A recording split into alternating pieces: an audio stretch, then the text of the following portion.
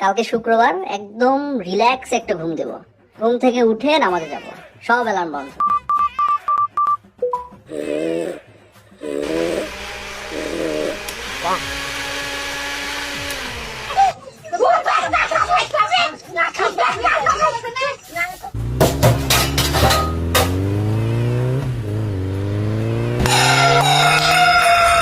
कैसे कैसे लोग रहते हैं यार यहाँ पर।